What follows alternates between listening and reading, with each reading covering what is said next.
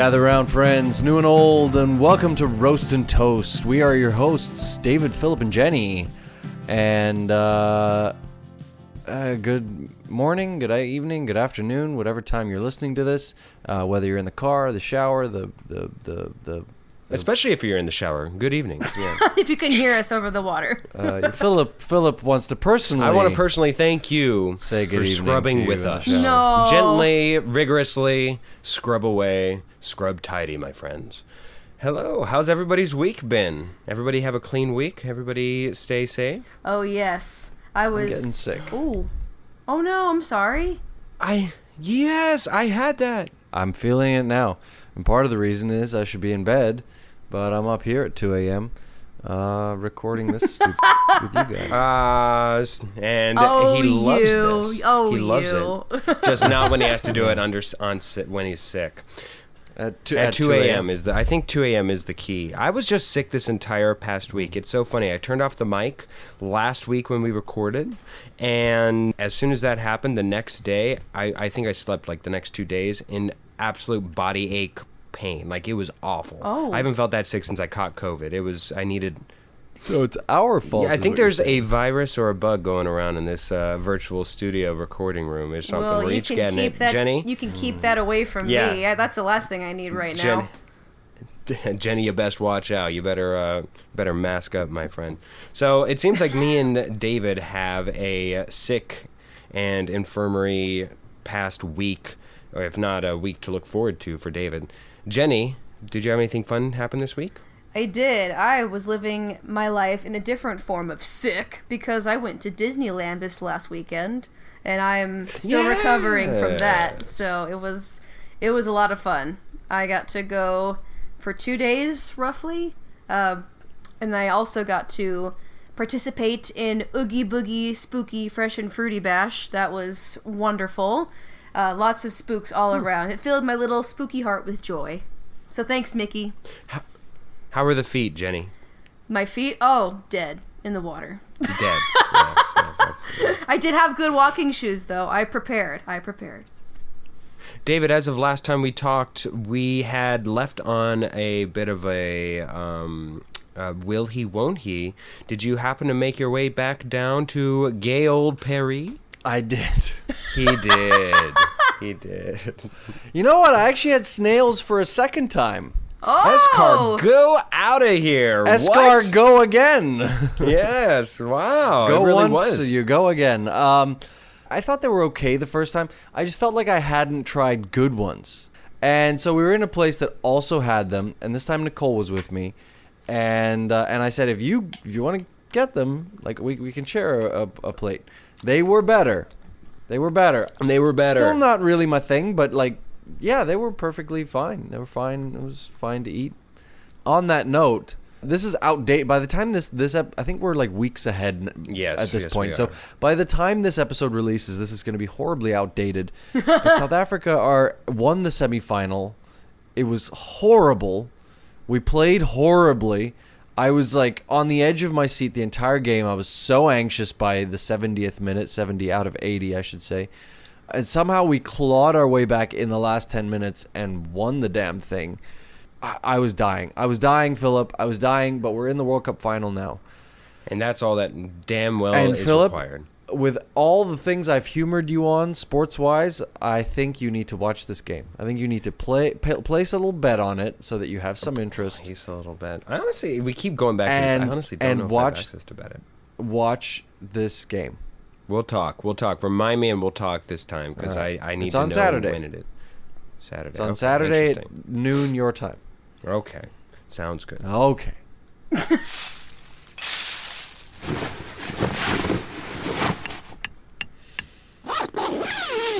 So, it's been a while since summer, and especially by the time this episode comes out, it will be very, very cold. But one thing that we did in summer that's coming back to haunt us because they know what we did.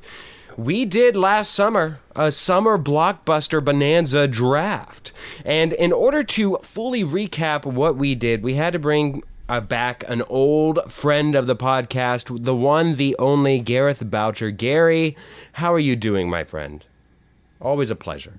I'm doing good. I actually am not going to say what I was going to say because it's going to spoil. It's going to spoil the next Oh. part. Yes, he's good for now. He's good for now. Okay, the reason why we had to bring him back is because we forged ourselves in the art of competition. We brought ourselves to each draft a film. In case you have not, let's go give a quick recap. We were able to draft a film upcoming and about to be released for the upcoming summer, and it was up to us to decide the best and assemble like the Avengers. Like the Avengers?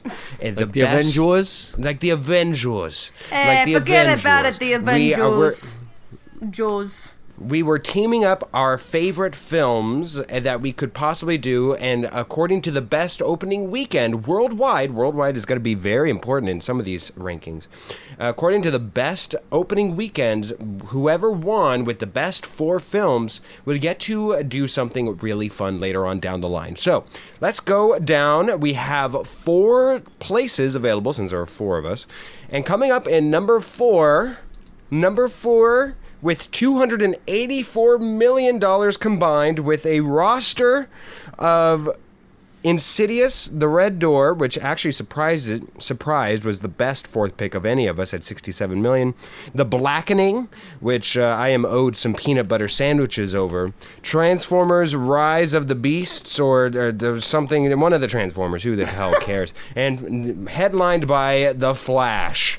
$284 million is Gary Boucher at number 4. Congratulations, Gary. Congratulations. How the mighty have fallen. Yeah. I can't. From hero to zero. Yeah. Oh my God. I have things to say, but I'll. Just a quick word and anything about anything you want to go. Yeah, free Ezra Miller. Oh, yikes. No, we do not agree with that. All right, next one. At number 3, with a combined total of $336 million, headlined with a roster of Meteoroid City, No Hard Feelings. Meteoroid City? Don't know that one. Is that not what it is? It's Asteroid City. Sorry. I thought you were making a funny. Is it not right in front of you? It is right in front of me, but I got Roid City, and then the asteroid No. was Roid a City little is a whole different movie. I figured it wasn't Steroid City, David. Roid City, bro! No. The Meg 2. And then finally, Indiana Jones and the Dusty Dial of Destiny, which we did review a couple episodes back, all combined to make a sterling $336 million. David Hoffman, you are next. I'm the epitome of mediocrity. Yes, 3... the epitome of mediocrity. I love it. Well done, sir. Well done. Thank you. Bravo. Thank you. I actually watched all of my movies, I think. On opening weekend? I might have missed. What was the last one? I don't No know. Hard I don't Feelings? No, I watched that on opening weekend. I watched Asteroid City, I think also. The Meg might be the one because I think I had already lost by that point. So I think I'd watch the Meg a bit later. But all the others, I think I actually did watch them on opening weekend. All right, with Gran Turismo, Teenage Mutant Ninja Turtles, the animated one, Mutant Mayhem, Blue Beetle, and Mission Impossible Rogue Nation Dead Reckoning Part 1 combined for me to come in at number 2 with a $385 million combined score. That's a pretty damn respectable number here. I mean, me and David, we were close. Yeah, we were fighting score. for second place, and I managed to squeak it out. I've got nothing other to say than, Tom Cruise, you couldn't have done one more, just one more mega hit. How did Blue Beetle do? I'm curious. Blue Beetle got, Dead Reckoning got $235 million, certainly was worthy of a number 1 overall pick. I feel like vindicated. Mm-hmm. And Blue Beetle got $44 million on its opening weekend, which actually paled in comparison to my other 2 movies picked, which was Mutant Mayhem at $52 million and Gran Turismo at $54 million. So I had a pretty good roster. Yeah, I think we're learning a lesson that DC movies, not so hot. And Yes. I feel like we should have known this.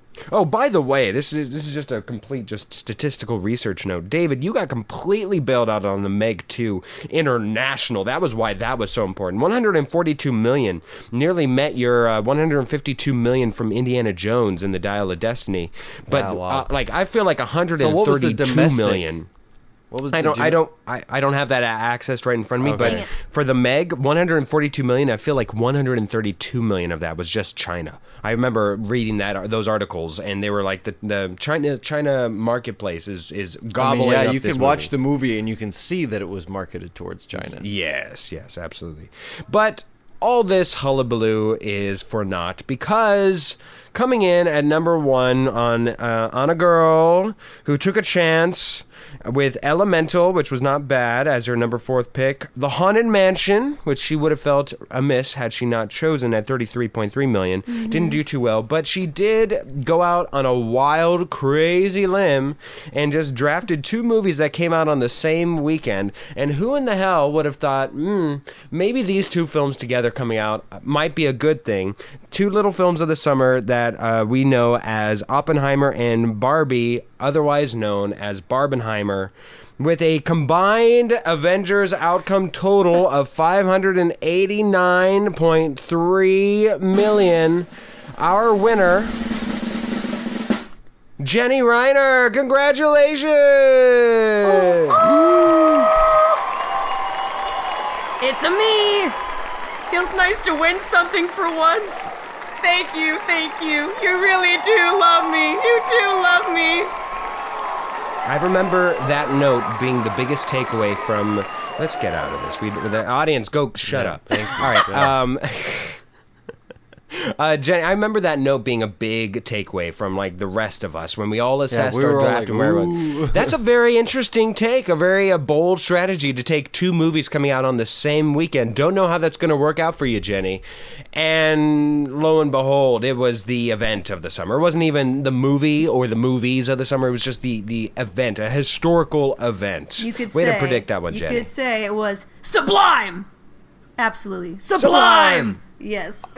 I know I can say this now because it's a secret at the moment, but by the time this episode comes out, it won't be a secret anymore. My girlfriend Nicole and I are going as Barbenheimer for Halloween. Oh, are you? Amazing. Oh, what? Yeah. Let me guess. Which one are you going to be, David? I offered to be Barbie. She said, I was like, hey, we should do Barbenheimer. She said, you should be Barbie. And I was like, hey, I'm game. I just need to borrow some stuff. And she was like, no, I want to be Barbie. So I'm going as Oppenheimer. Yeah, you could have gone as Ken. Yeah, you give off big C energy, big Killian energy for sure. Yeah. See that? Yeah. Well, Atomic congratulations. bomb energy. He dropped a bomb on us. Jenny, congratulations. As such, your reward for doing so is bringing all of us back, rustling up us cowboys in here, and directing us on an episode of your choice. Now, where would you like to take us in an episode of your choice, Jenny? Why, gentlemen, where else would I drag you to? The rabbit hole of horror, of course. Ugh. The rabbit hole.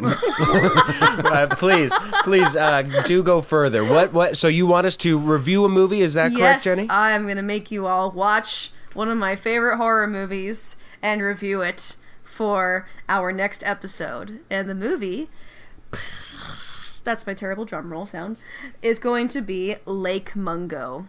It's from... Lake Mungo. Yes, it's from the 2000s. It was filmed in New Zealand. And I think it's a masterpiece. So you all are going to watch it.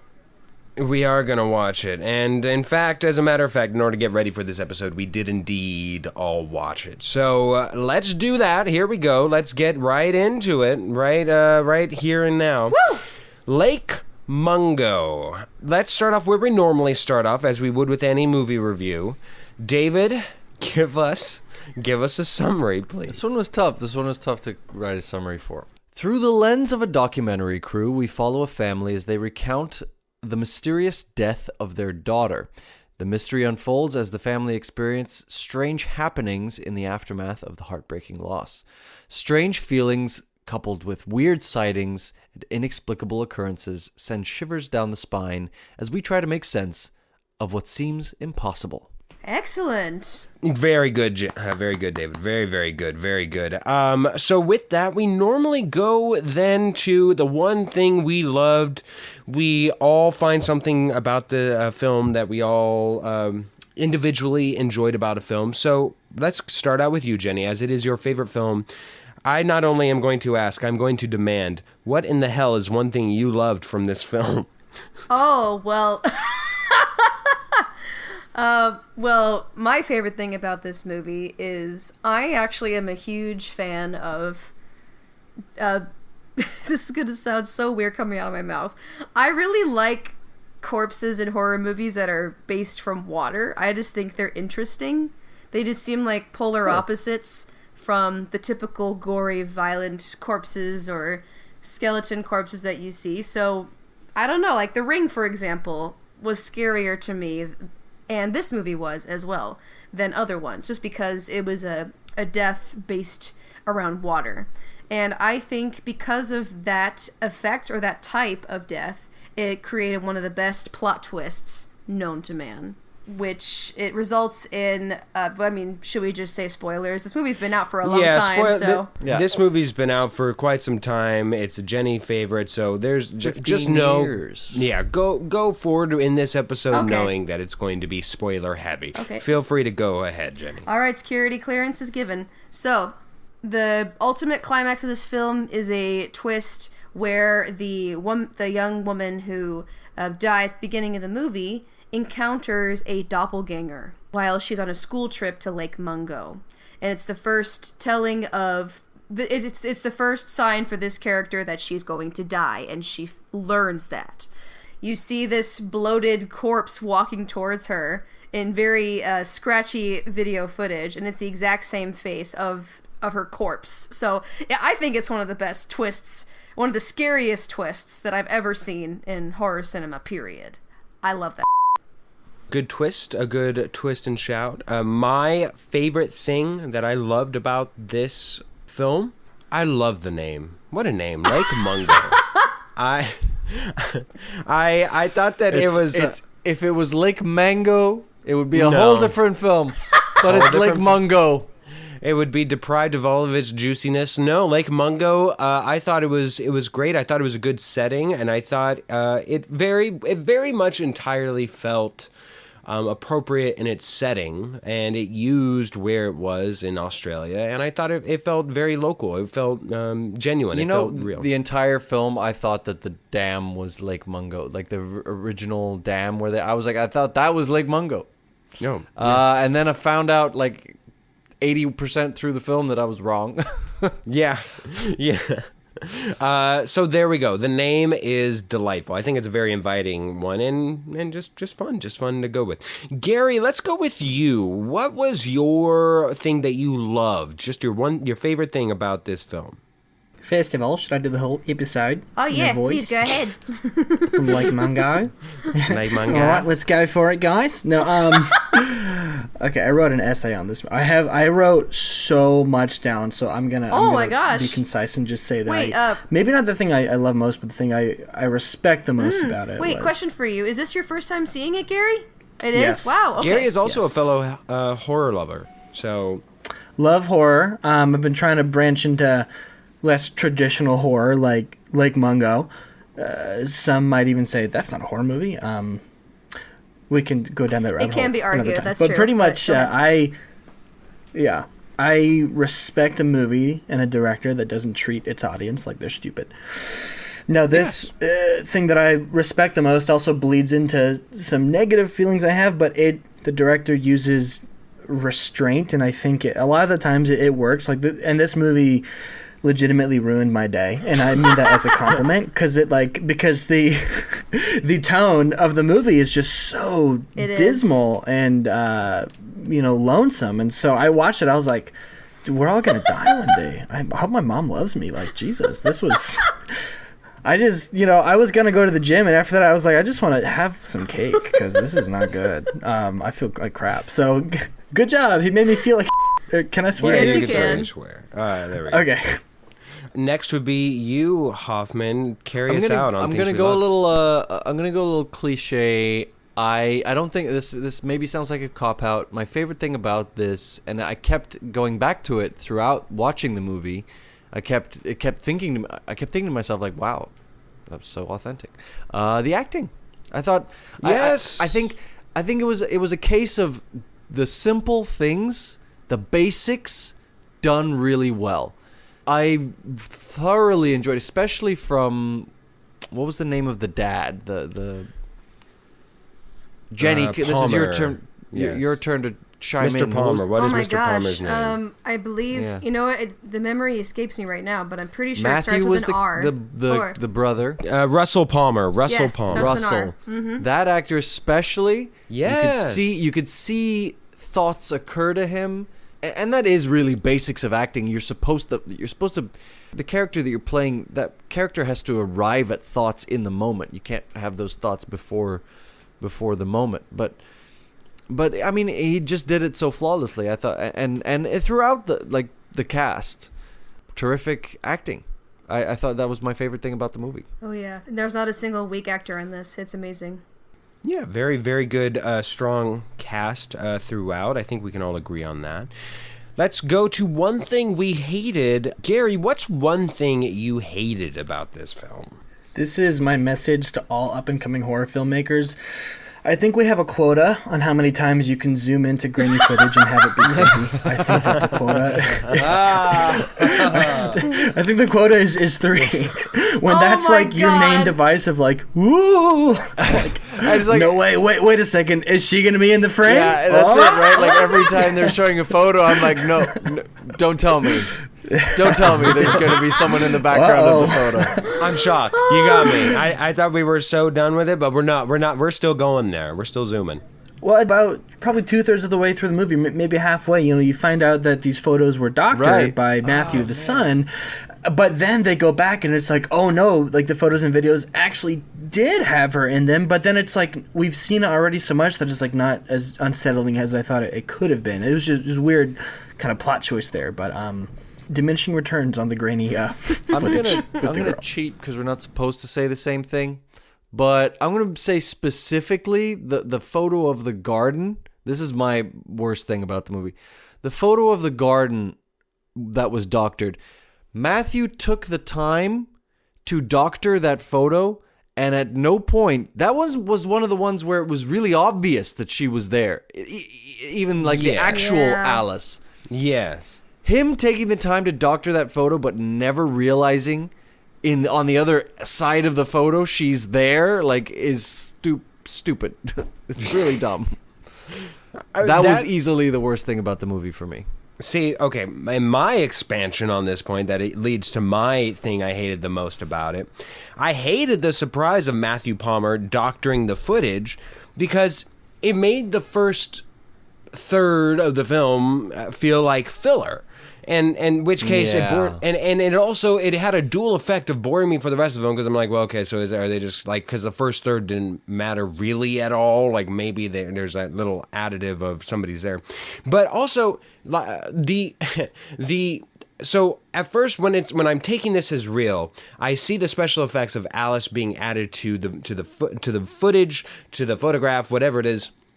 And I'm like, well, that's not the best special effects, but we're also dealing with a lower budget film, what have you. So I'm going to forgive it because that's what it is. That's what we're working with, right? And then when we find out that it's doctored, I'm like, so then you're telling me that I was supposed to realize that this was shitty. It looked really bad. And that I'm supposed to make content of being like, oh, yes, well, obviously it was fake because it looked bad, but I was going to forgive you for that. But now I'm like, it didn't look that good at all. I was like, yeah, that looks really, really bad. She looks crystal clear, and the rest of the photo looks pretty, like, somewhat grainy. I'm like, we could not have had somebody provided me that evidence. I wouldn't have been like, oh yeah, she's still alive. No. So all in all, the surprise and twist of Matthew Palmer doctoring the footage was the thing I hated the most because it both insulted me with a slap with fish of wasting my time, and then also bringing me more awareness to the fact that the special effects weren't up to par for the first big twist of the film.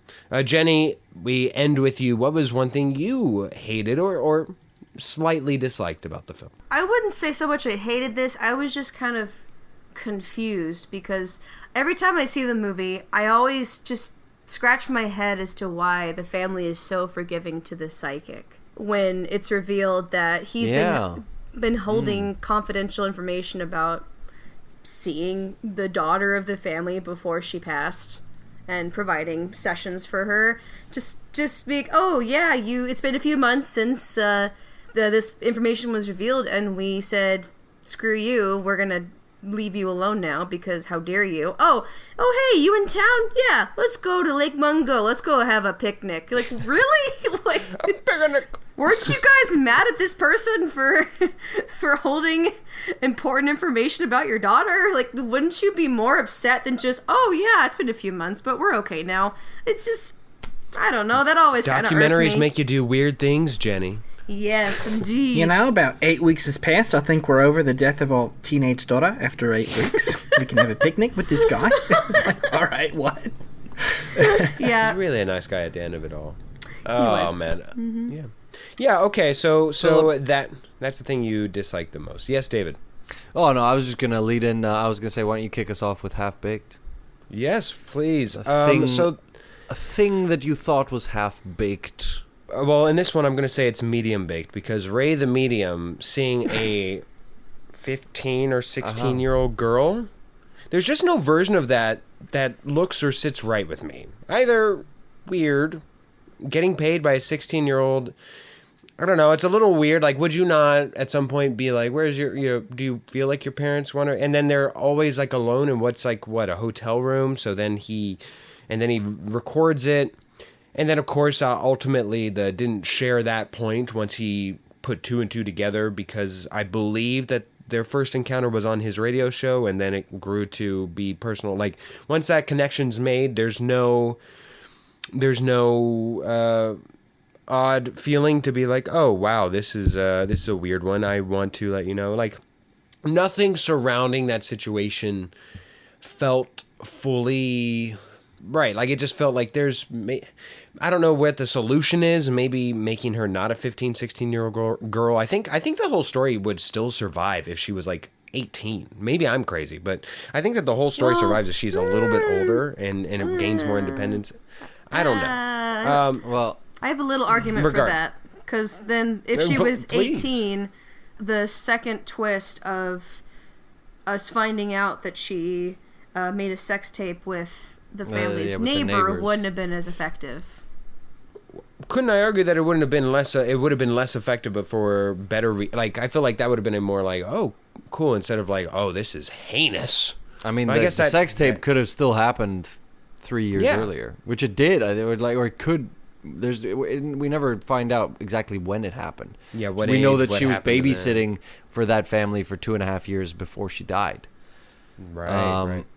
That is true. That actually is. I'm gonna jump right in, because my half-baked thing was the second twist, that when they zoom in on the photo and there's a second figure crouching down in Alice's bedroom, and she goes, "It wasn't Alice. It was my neighbor, whatever his name was, Steve."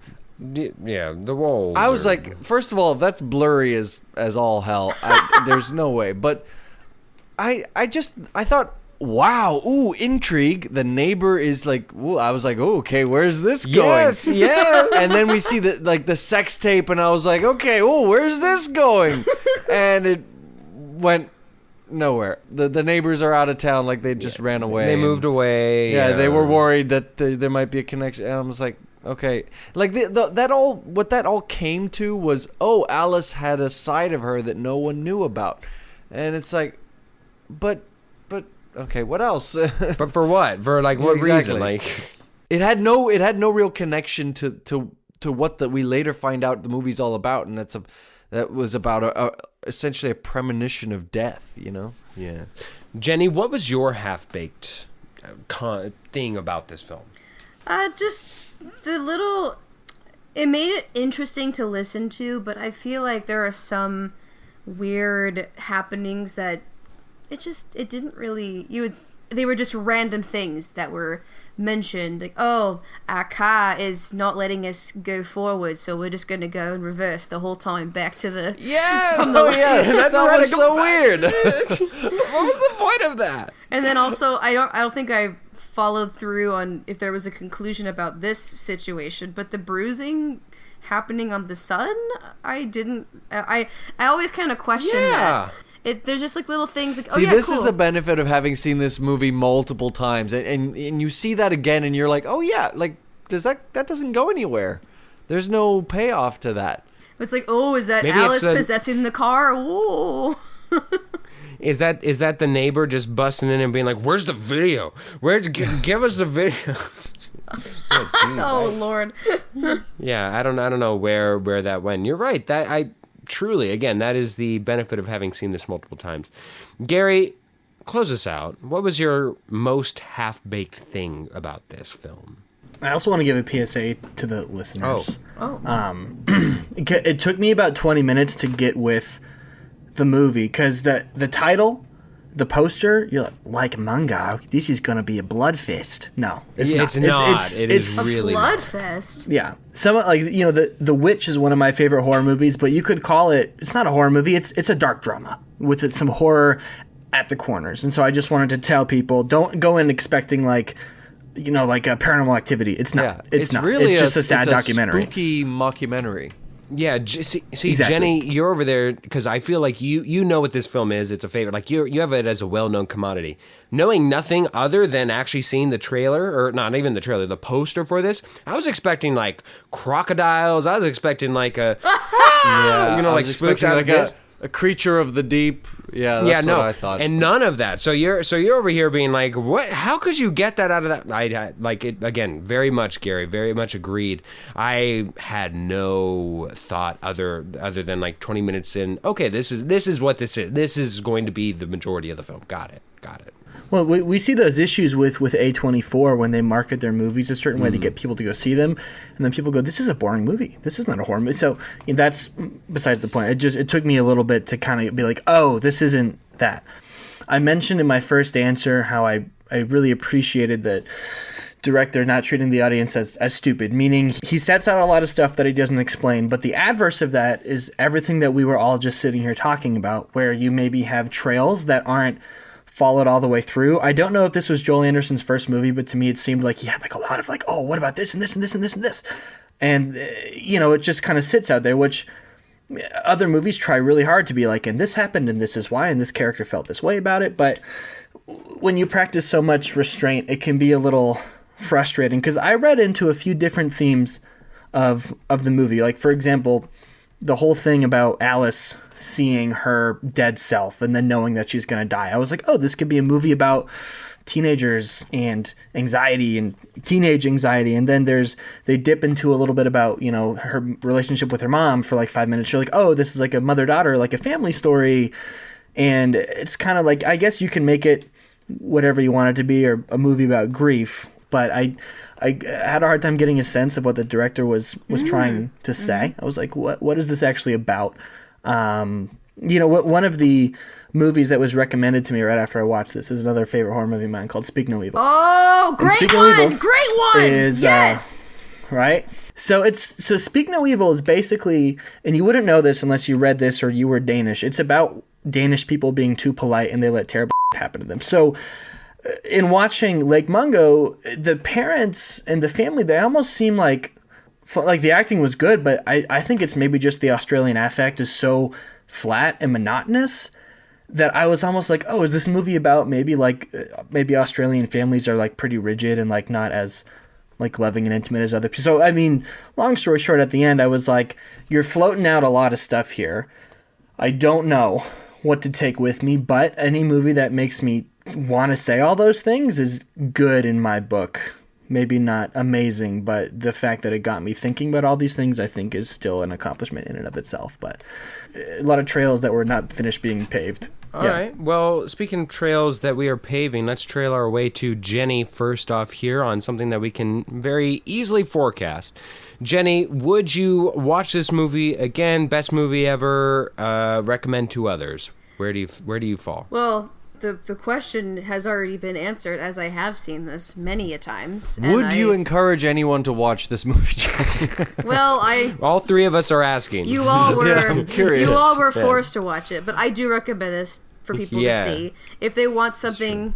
I know it's not perfect. I am aware of that, but there's something really cool about the fact that it's Australian and there's a lot of exploring and a lot of. It's like it was the first movie and only movie for this director, so there was just a lot of cool things that are happening in this. If you want to see something that's a little out of the box, that's not from the U.S., just something a new flavor to try, then Lake Mungo is the way to go. And because it's one of my top 5 favorites, I will always recommend it. So, period. David, I would recommend this movie to people. I enjoyed it. I thought, as a concept, I've never seen anything like it, and therefore it's interesting to me. And I did enjoy watching it. There were moments that I thought were dumb, and there were moments that I thought were really cool, and it did take me somewhere in the end. Like, it didn't creep me out, and I kind of appreciated that. I was like, okay, this is like an acceptable level of like, ooh, you know. So yeah, I would recommend this movie to people. I think most people have not seen a movie like this, so why not? Yeah, I think it's a good watch.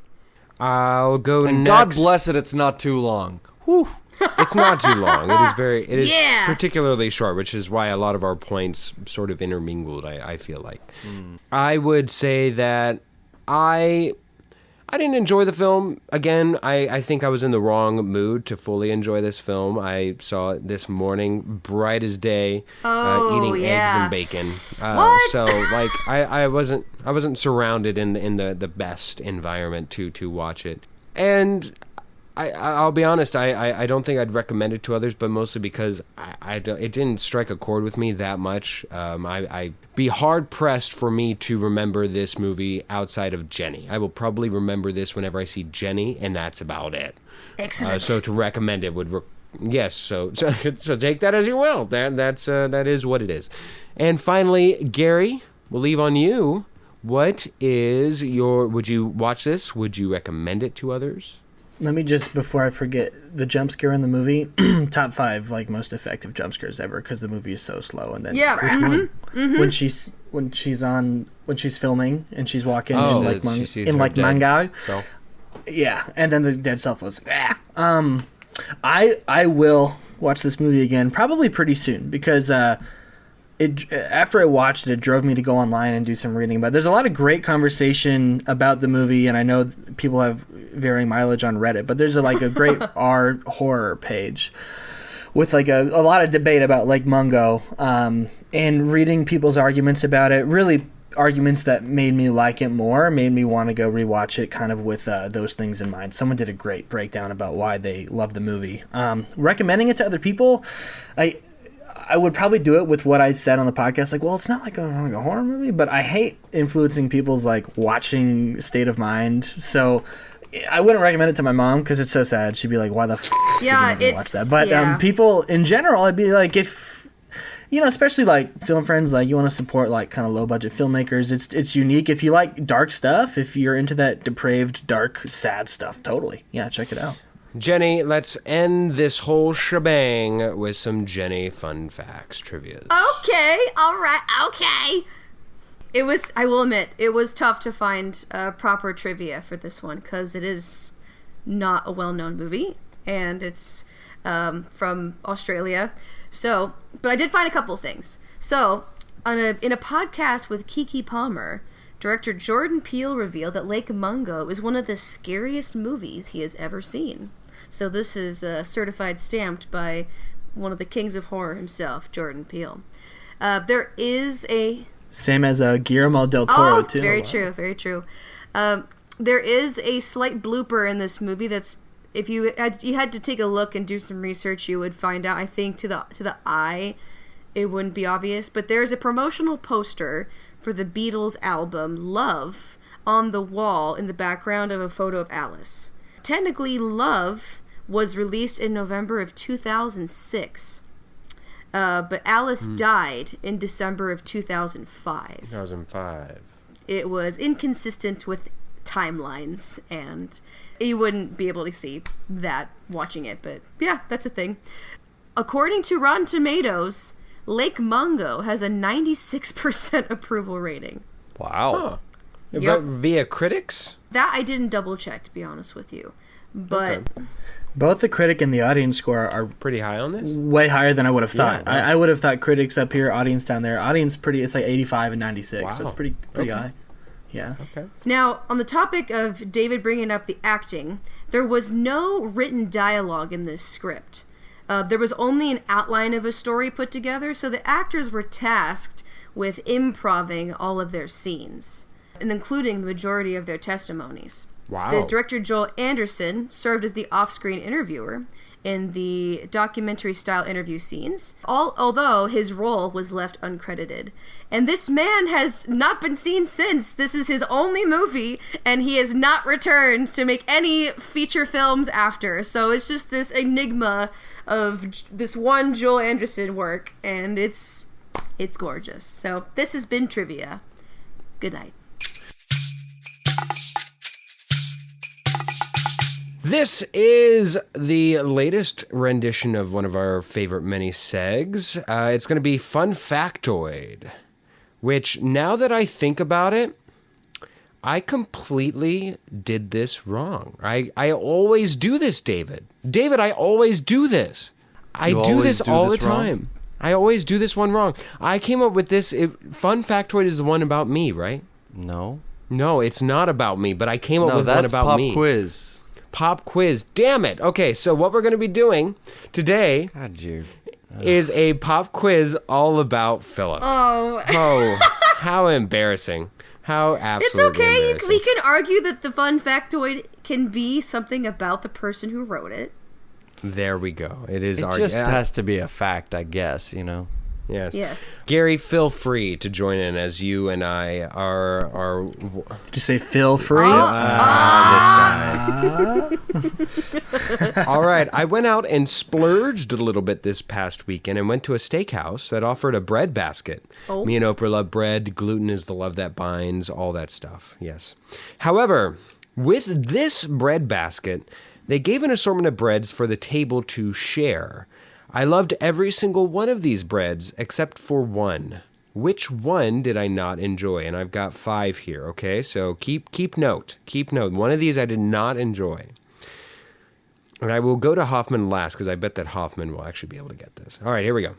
A small, lightly floured pumpernickel and chocolate chip bread. It's option 1. Option 2, a fluffy pull-apart that was infused with cheese and jalapeno.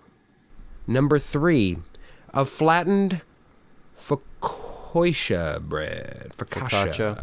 Focaccia bread that was crispy as it was wide. Number 4, a miniature French bread baguette. And number 5, a mini pretzel dipper with butter. Let's go from levels of confidence to who I think will be able to get this. Gary, you're first. Which one did you think I would least enjoy? Philip, I went to high school with you. I watched you eat lunch every day. You did watch me eat lunch. Stand around the corner and be like, "Oh, here goes Philip eating more lunch today." That was Gary. I said, Gary, you keep doing this, and you watch me you watching me eat my pizza. You're saying is you grew out of your accent, Gary. Yeah, that's right. I'm actually originally from Brisbane. I'm actually gonna guess that the jalapeno cheddar was the one that you didn't like. Jalapeno cheddar was the one I didn't like. Because I have seen you eat food in your adult life, and I never once saw you say, "You know what I like? Jalapeno cheddar." I don't think you would like that. I've never heard Philip say anything in that tone.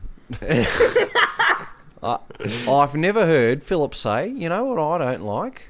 Bloody mustard." Bloody mustard. Yeah. Jenny, you're up next. That actually is also my choice. Is the cheddar jalapeno. That just seemed like it's 100% the cheddar jalapeno. It's 100%. It is 100%. I thought maybe the focaccia bread might have... There's no reason in hell, a simple focaccia, that you would not like it. It's just bread. It's just bread. I thought because... This is also why it's good to do a podcast over video, because you said jalapeno cheddar, and David went... For those listening, Gary just closed his eyes and just nodded. And just nodded approvingly with a sage-like knowledge. Yes. You all sniffed it out. It is indeed correct, and you all would have gotten this pop quiz / fun factoid correct. So congratulations, one and all. The person across from me knew that I've been trying to separate and distance myself away from dairy, so they were kind enough to let me know that, hey, there's some cheese in this. I was like, you know what, I kind of feel like some cheese. Why not? And then I took a big old bite, and as soon as that jalapeno popped in my little popper, I said, "Huh!" and just went to town. That was not enjoyable, and nor pleasant for the eyes or ears. Thank you.